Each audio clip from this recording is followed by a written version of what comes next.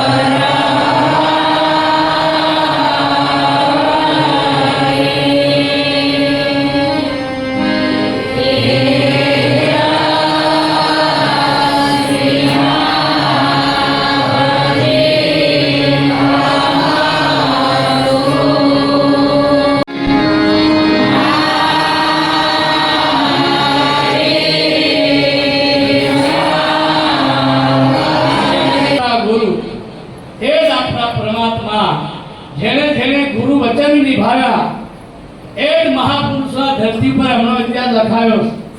જેણે ગુરુ દ્રોહ કર્યો, ગુરુના વચનનું ઉલ્લંઘન કર્યું, એને આખા દેશમાં કે ઇતિહાસ વ્યક્તિનું નામ આજે નથી. એવા પરમ પૂજ્ય કૃપાનંદ મહારાજશ્રીને આજે યાદ કરી અને આપણે જેની મૂર્તિનો પ્રાણ પ્રતિષ્ઠા કાર્યક્રમ કરવાના છે એવા રાજેશ્વરી મુનિ મહારાજશ્રી, એક મહાન તપસ્વી, આવા મહાપુરુષોના દર્શન કરવા અને આપણો આખો મનુષ્ય અવતાર અહીંયા મહારાજ બેઠા 102 વર્ષની ઉંમરમાં. આપણે હમણાંના ખોખરા લગભગ 40-45 તો પતી જવાના. કેમ પતી જવાના? લાઈવ બહુ ઉપડી એટલે. પણ હમણાં સદાનંદજી મહારાજ કીધું કે તમે અવશ્ય પૂનમ આવી. જેના માથે ગુરુ નથી એ નુગ્રહ ધરતી પર ભાર બરોબર છે, બહુ ભાર. હવામાં બધાના દર્શન કરજો, ભૂતના ગધેડાના બધાના દર્શન કરજો, પણ નુગ્રાના દર્શન નહીં કરતા. આ નુગ્રો એટલો ભારો છે. બીજો નંબર ડુમરો, મનમાં પાપ રાખીને વાત કરે ડુમરો. આવા કોઈનો હવામાં દર્શન કરવા નહીં. દર્શન કરવા તો કોઈ મહાપુરુષના કરવા, પણ ગુરુ આગા હોય તો કરવું. તો ગુરુની મૂર્તિ મનમાં નક્કી કરવી અને ગુરુના દર્શન આપણે ઉભાથી દિલથી કરવી. કોઈ બારનો સંત ઝાખરથી નહીં હોય તો તે ઉભા એક પગે ઉભા સમરણ કરી લે તો ગુરુ. જેના ગુરુ રૂઠ્યા એમાં જગતમાં કોઈ બચાવી શકે નહીં. ભગવાન રૂઠે તો ચાલે, પણ ગુરુ રૂઠે તો પછી કોઈ બચાવી શકે નહીં. તો આજના પ્રસંગમાં અધિક નહીં કહેતા, આ તો મારો વિષય છે બાપુ. આ બધું આ અમારા રાત દિવસ ભજનોમાંથી હું ધારાસભ્ય, બીજી કોઈ મિલકત તો હતી નહીં, બધા સંપ્રાદીના. પણ આજ આનંદ મલાવડી ધરતી, પુણ્ય ધરતી જેને કહેવાય કે એ સમયે આ ધરતીનો પોકાર છે. કૃપાનંદજી મહારાજ આ ધરતીને પસંદ કરીને અહીંયા જ્યારે આશ્રમની સ્થાપના થઈ, કેટલાય જીવોનું કલ્યાણ થયું. 5 રૂપિયા કે તમારે 1 રૂપિયો કોઈ એવી જગ્યાએ નાખી દેજો કે 100 વર્ષ પછી તમને તારી દેશે. તો એવી આ જગ્યા છે. પોતાનું બિલ્ડિંગ ગમે એવું કલર કરવાનું હોય કે ગમે એવું સારું બનાવો, પણ એ બહુ સુખ નથી. ઘર એ દુઃખનો દારો છે. અને એક દાડે ઘરમાંથી આપણે મર્દંગો વાગ્યા પછી રામ બોલો ભાઈ રામ આનંદ કરી. આજે સંતોના દર્શન, પૂજ્ય રાજેશ મુનિના આદર્શોને આપણે વળગીને ક્યાંય બેઠા હોય ને તો આપણા ગુરુનું ખનન ન થવું જોઈએ. આપણા ગુરુનો કોઈ જગ્યાએ સહેજ પણ ઓછું ન દેખાય એવો આપણે વ્યવહાર કરીએ. આજના પ્રસંગમાં અધિક નહીં કહેતા. એક વાર જે બોલી મારી વાણીને વિરામ આપ. બોલો જે બોલું છો ને. અડધા લોકો ગભરાઈ ગયા કે હવે કયો વિષય લઈ જવાનો. હા બોલો. હા, જો સંતનો મેળો છે ને એ સ્તુતિનો મેળો છે, કાયમનું કામ નહીં. તો આજે આપણે જેટલા ચા પીતા એ ગુરુ મહારાજના નામથી આજે પ્રાણ પ્રતિષ્ઠા મહોત્સવ છે. ચાલો એકની મેળ દેજો. રાજેશ્વરી મહારાજ કી જય શ્રી રામ. પરંપરા લુપ્ત થઈ ગઈ. સાંપ્રત કાળમાં યોગ વિદ્યા અને સનાતન ધર્મના પુનઃપ્રસારણ માટે એમણે નૂતન આધ્યાત્મિક પરંપરાની શરૂઆત કરી. આ કાલાંતિત ઈશ્વર વિભૂતિ દ્વારા પ્રથમ ઈસવીસન 1913માં સ્વામી પ્રણવાનંદજીને યોગ દીક્ષા મળી. આવી સંઘ ત્યારબાદ 1971માં સ્વામી કૃપાળાનંદજીને યોગ દીક્ષા પ્રાપ્ત થઈ. આ રીતે યોગ વિદ્યા ગૂઢ રહસ્યો આધ્યાત્મિક પરંપરાના પ્રાપ્ત થયા. ઈસવીસન 1971માં 31માં ભગવાન નકુલજી પાસેથી મંત્ર દીક્ષા અને દિવ્ય યોગના ગૂઢ રહસ્યો પ્રાપ્ત થયા બાદ 40 વર્ષ સુધી નિષ્ઠાપૂર્વક યોગ સાધના કરી અને ગુરુનો આદેશ થતા એમને ભારતીય સંસ્કૃતિના પૂર્ણાર્થ અર્થે ભારત અને વિશ્વના અનેક દેશોમાં ધાર્મિક સિદ્ધાંતોના પ્રચાર પ્રસાર અર્થે ઈસવીસન 1958માં કૃપાળુ આશ્રમની સ્થાપના કરી. એમને કૃપાળુ આશ્રમની સ્થાપના થવાનું એક બીજું કારણ છે. કારણ કે ગુરુજી હંમેશા કહેતા, ગુરુજી એટલે સ્વામી કૃપાળાનંદ બાપુજી, કારણ કે એકચુઅલી મારા ગુરુ છે એટલે મારાથી ગુરુજી બોલાય છે. એમણે હંમેશા કહેતા કે સંત ચડતા ભલા, પાણી બહતા ભલા. એટલે એ વખતે અહીંના મહાનુભાવો જે મને 1971 હું મળ્યો છું ત્યારે એને જાણતો હતો, માન્ય શ્રી અમરલાલભાઈ, એ આ વખતના મેઇન માણસ હતા, જેમનો ફોટો પણ આવે છે. પછી પરસોત્તમભાઈ દાસભાઈ તરીકે પ્રખ્યાત હતા, એમના દીકરા જે ટ્રસ્ટી પણ છે. પછી રાવજીભાઈ, એમના દીકરા અમરાનંદજી અહીં બેઠા છે. બીજા એક સોમાભાઈ પટેલ હતા, લાલભાઈ પટેલના દીકરા જે ટ્રસ્ટી પણ છે. અને હું જ્યારે 1971માં આવ્યો ને એ વખતે લાઇટ નહોતી આ ગામમાં. લાલજીભાઈ આ એક ઓટો હતો, એની પર ફાનસ લઈને આવે, લાકડી હાથમાં હોય અને આ આરામ કરે, આખી રાત ધ્યાન રાખે બાપુજી. આ રીતે આશ્રમમાં હતો. પછી ફૈલરભાઈ પટેલ એ પણ આશ્રમમાં હતા. હવે વિશેષ તો મને આનંદ એ છે જણાવતા કે અંબાલાલ દાદાના ગ્રાન્ડ સન એટલે આજના સરપંચ જીગરભાઈ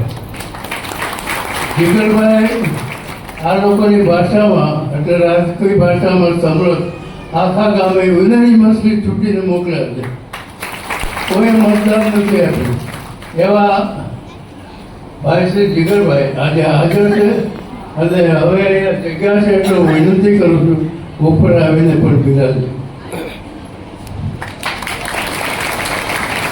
બીજા સેવકો પણ હતા. એમાં યાદ કરું રતિભાઈ સુતાર, જેનો ફોટો આવે છે, જયશંકરભાઈ પટેલ અને સુચલિત મુનિ, જે આજે નોર્થમાં કોઈ જગ્યાએ છે. અને સુચલિત મુનિના જે શિષ્ય છે, જેને અત્યારે કાયાવરના નામે હાકે છે, એ પ્રત્યમ મુનિ એમની પાસેથી દીક્ષા લીધી, સ્વામી રાજેશજી પાસેથી નહીં. અત્યારે એ જે ચલાવે છે કે હું સ્વામી રાજેશનો શિષ્ય છું, એ આવ્યા હતા ચોક્કસ, પણ એના શિષ્યો નથી. શિષ્ય શ્રી ચલિત મુનિના છે. પટેલ ઉપર આવે, જેને મૂર્તિ આપી છે, એનું સન્માન ત્યાંથી જે નામ નથી કરી રહ્યો.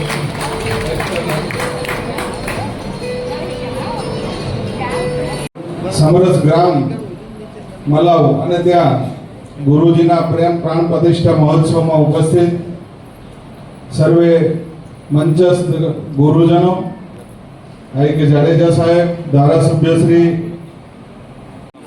આજનો દિવસ આપણા માટે અનેરો દિવસ છે. આજે અમને બધાએ જે વાત કરી છે, આપણે બધા એટલા બધા ભાગ્યશાળી છે કે જેનો પરમાત્મા સાથે ને ભગવાન જોડે સીધો નાતો હોય. અને ના આપ સૌ આપણે બધા જ જ્યારે ભક્તો હોય ત્યારે આપણી ઉપર એમની કેટલી કૃપા હોય, ત્યારે આપણને કોઈ જ જાતનું દુઃખ રહેતું નથી. જે ગુરુજીએ આપણને સૌથી મોટા જે મંત્ર આપ્યો છે, યોગ ભગાવે રોગ, અને તેની સર્વપ્રથમ યોગ યુનિવર્સિટીની સ્થાપના આપણા મલાઉમાં થઈ છે. એના માટે પણ આપણે બધા એટલા જ ભાગ્યશાળી છે. કેમ કે પરમાત્માને પામવા હોય ને ભગવાનને પણ પામવા હોય તો સર્વપ્રથમ ગુરુજીનું પૂજન કરવું પડે. એમને જે આપેલો યોગ, અને જો આપણે ધ્યાનમાં જઈએ તો આજે પણ એમનો સાક્ષાત્કાર આપણને બધાને અહીંયા થઈ જાય છે. તમને બધાને ખબર છે તેમ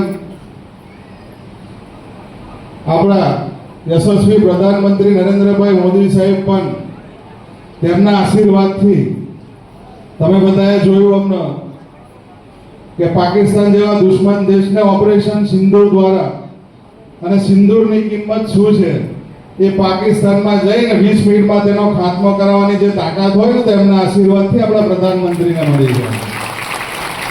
ત્યારે આપણે સૌ અહીંયા એટલા જ ભાગ્યશાળી છે કે એમના આશીર્વાદ થકી આજે આપણા મલાવને જે ગુરુજી મળ્યા છે અહીંયા, અને આપણે બધા એમના કાયમી અહીંયા દર્શન થાય છે. અને પહેલા તો ખૂબ ખૂબ શુભેચ્છાઓ એ માટે પણ આપું છું કે જે આજે ગ્રામ પંચાયતમાં જે મતદાન નથી થયું તેના લીધે આપણે એક સાથે આજે અહીંયા બેઠા છે અને કાલોલ તાલુકાની સર્વપ્રથમ સમરસ ગ્રામ પંચાયત મલાવ બની છે. તેના લીધે આજે આપણે સુરક્ષિત અને સુખી છે. આજે આમ તો હું થોડો લેટ આવ્યો છું સાહેબ, એના માટે પણ માફી માંગુ છું. અને તમારા બધાના અને આ ગુરુજનોના આશીર્વાદથી તમે બધાએ જ મને દિલ્હી મોકલો છો. હર હંમેશ તમારી સેવામાં હું તત્પર રહીશ અને જ્યારે પણ મારી જરૂર પડે તમે મને યાદ કરજો. સેવાની ભાવમાં ક્યારે પણ પાછી પાણી નહીં કરો. ત્યારે કાયમ બધું થઈ ગયો છે. અહીંયા સાહેબે પણ જે વ્યસન મુક્તિની પણ વાત કરી છે, અને જ્યારે આટલી મોટી સંખ્યામાં જ્યારે અહીંયા બહેનો ઉપસ્થિત છે કે મારા કાનોલને અને દેશના જે વિકાસમાં સૌથી મોટો ફાળો હોય તો મારી બહેનોનો છે આજે. ત્યારે તમામનો અહીંયા હું સ્વાગત કરું છું. ટ્રસ્ટીઓને પણ અહીંયા મને ઉપસ્થિત થવાનો જે મંચ આપ્યું છે તે બદલ પણ ખૂબ ખૂબ આભાર માનું છું. ભારત માતા કી જય, વંદે માતરમ. ગુરુજીની પ્રેમ પ્રતિષ્ઠાનો કાર્યક્રમ યોજાયો છે. જે બાપાએ કહ્યું મુજબ જે અગ્નિ સંસ્કાર થયા હતા ત્યાં પ્રેમ સ્મૃતિ મંદિર બનાવવાનું કાર્ય ચાલી રહ્યું છે. અને ટ્રસ્ટીઓએ પહેલા ત્યાંનો એકનો જ વિચાર કર્યો હતો. બાપાએ મલાવની દરખાસ્ત મૂકી. અમલાવનંદજી તો મારી જેમ સીધા સંત છે કે બહુ ઓછું બોલવાનું, કામ પૂરતી વાત. પણ બાપાનો આગ્રહ હતો કે પંચમહાલના લોકોનો આગ્રહ છે કે ત્યાં પણ સ્મૃતિ મંદિર બનાવવું છે. પહેલા તો અમે હિચકિચાટ અનુભવ્યો કે એક જગ્યાએ જ કરીએ, પણ વળી પાછા ગુરુજીના શબ્દો યાદ આવ્યા કે મારું મલાવ, મારું પંચમહાલ. અને નક્કી કર્યું કે બાપા ભલે બીજી જગ્યાએ પણ બને. અને સરસ મજાનું ગુરુજીનું સ્મૃતિ મંદિર પ્રસ્થાપિત થયું છે. ભગવાન લગોલીસ, પૂજ્ય દાદાજી, પૂજ્ય બાપુજી, પૂજ્ય ગુરુજી એ સૂક્ષ્મ સ્વરૂપે તો અહીંયા ઉપસ્થિત છે જ. જ્યાં પણ આપણે હોઈએ ત્યાં ઉપસ્થિત રહે. આજના કાર્યક્રમમાં હું આવી શકું એવી કોઈ શક્યતા નહોતી. પરમ દિવસે ધાંગધ્રા મારા ગામમાં એક સ્વામિનારાયણ મંદિરમાં ભાગવત કથાનું શુભારંભ કરાવવાનો હતો, દીપ પ્રાગટ્ય કરવાનું. વરસાદ કે મારું કામ હોલમાં કાર્યક્રમ હતો. કાર્યક્રમ તો કરી નાખ્યો. 20-22 પગથિયાનું મંદિર છે, 20-22 પગથિયા માર્બલના. અને પહેલા પગથિયાથી મારો પગ લપસ્યો, છેલ્લા પગથિયે હું આવ્યો, પરંતુ ક્યાંય ખરોચ પણ ન આવી. ડોક્ટરે પણ અચરજ અનુભવી. રવિવારે તો મને થયું કે બાપાને ના પાડી દઉં કે નહીં આવી શકું, પરંતુ મેં કહ્યું કે ના નથી પાડવી અને ચોક્કસ જશું, કારણ કે આ પહેલો મંદિર છે અને અહીં આવવાનું બન્યું છે. તમારી બધાની લાગણી, પ્રેમ, આનંદ. આજે મલાવ ગામમાં તમે બીજું પણ કંઈક જોયું હશે. જોયું ને? કંઈ જોયું મલાવ ગામમાં? આજે આખા મલાવ ગામ જેમ જીગરભાઈ સમરસ બનાવ્યું એમ મલાવ ગામને ભક્તિભાવ પ્રત્યે સમરસ બનાવવાનો આપણે પ્રયત્ન કરવો જોઈએ. અને આ અહીંયા ગુરુજીના સ્થાન ઉપર સમગ્ર આખું મલાવ અને આજુબાજુના જે કે ગામો છે બધા જ પૂર્ણ સ્વરૂપે સેવાકીય ભાવનું બોલે. કઈ લઈ જવાનું નથી. જે બહેનોનું સન્માન થયું ને, બહેનો છેલ્લે આંખમાંથી પાણી આવી ગયું. કે પાણી કોઈ દુઃખનું નહોતું, કે પાણી આનંદનું હતું. કે અમે જીવતા જીવ આ સેવા કરી શક્યા છીએ. જીવતા જીવ અમારા માતુશ્રી સાસુને અમે યોગ્ય પ્રકારનો ટેકો કરી શક્યા છીએ. એનો આનંદ એમના ચહેરા ઉપર દેખાતો હતો. એટલે કે મારી અડધી જિંદગી મેં સંસ્થામાં કોઈ કાર્ય સ્વરૂપે આપી છે. પણ જ્યાં પણ કાર્યક્રમ હોય, ગુજરાતના કોઈ પણ ખૂણામાં કાર્યક્રમ હોય, સંખ્યાની દ્રષ્ટિએ સૌથી વધારે જો કોઈ ઉપસ્થિત રહેતું હોય તો પંચમહાલ જિલ્લો છે. ધનરાશિની દ્રષ્ટિએ સૌથી વધારે ઉપયોગી રહેતું હોય તો પંચમહાલ જિલ્લો છે.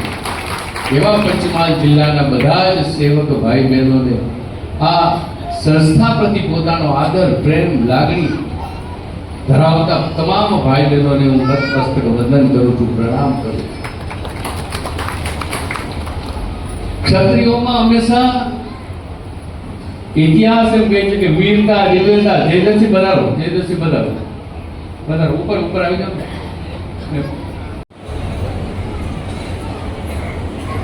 તેજસ્વીજી પરમાર હાલોલના ધારાસભ્ય પણ આપણે વચ્ચે છે, એમનું સ્વાગત કરીએ. ક્ષત્રિયોમાં એક ગુણ રહેલો છે, વીરતા, દિવ્યતા, ભવ્યતા, ધૈર્યતા, પરોપકાર. જૈન શાસનને તમે કોઈ બારીકાઈથી જોયું હશે. જૈન શાસનના 24 તીર્થંકરો ક્ષત્રિય હતા. 24 તીર્થંકરો ક્ષત્રિય હતા. અને આમ તો એમ કહેવાય છે કે આ સંન્યાસી બની જાય પછી એમનો કોઈ ધર્મ, એમનો કોઈ પરિવાર રહેતો હોતો નથી. પણ રાજશ્રી મુનિજી એ પૂર્વાશ્રમમાં પણ ક્ષત્રિય તરીકે જ ઓળખાતા હતા.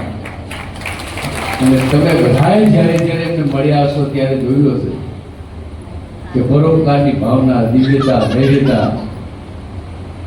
કેટલા શાંતિથી સાંભળે આપણને સૌને જઈએ છીએ.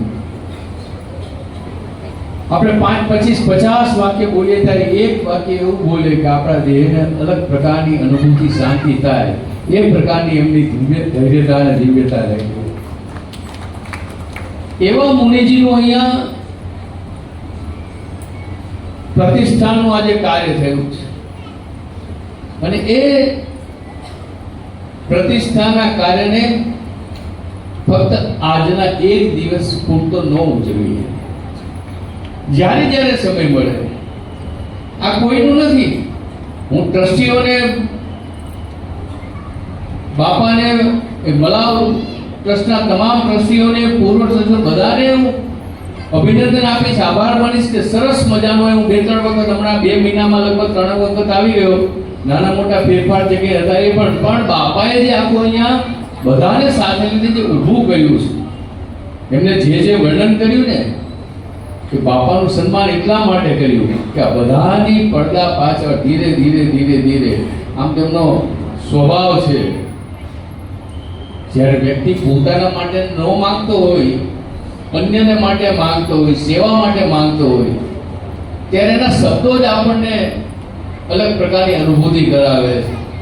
એમને ધીરે રહીને કહી દીધું કે હજી ઝાખડમાં આટલું ખૂટે છે અને પંચમહાલ વાળા મદદ કરે. ભાવ મને યાદ છે કે હું પહેલી વખત પ્રવક્તા બન્યો 2001માં. નરેન્દ્ર મોદી ગુજરાતમાં આવ્યા ને મને પ્રવક્તા બનાવ્યો. મને કે સરકારના પ્રવક્તા તમે. મેં કીધું એક વિભાગે બધું. મને કે સરકારના લાખી આવી ગઈ. મેં કીધું આ કેવી રીતના ફાવશે? તો કે આપણે બંને શીખીશું. તમે શીખી લેજો એમ નહીં, આપણે બંને શીખીશું. પછી ડ્રાફ્ટિંગ, મારો ગુજરાતી પાવર્સ વધાર્યો તો એમને વધાર્યો કે ડ્રાફ્ટિંગ કરવાનું આવે ને તો ક્યારે એમ ન કે આવું કેમ લખ્યું, એમ કે આના બદલે આ વાક્ય લખીએ તો કેવું સારું. વાત એટલી એક જ છે. બાપાએ પ્રેમ ભાવથી આપણને કહ્યું છે. વાત એટલી એક જ છે, પણ મર્મ એનો જે કંઈ કાર્ય કરવાની શૈલી છે એ વ્યક્તિને તાકાતવાર બનાવે.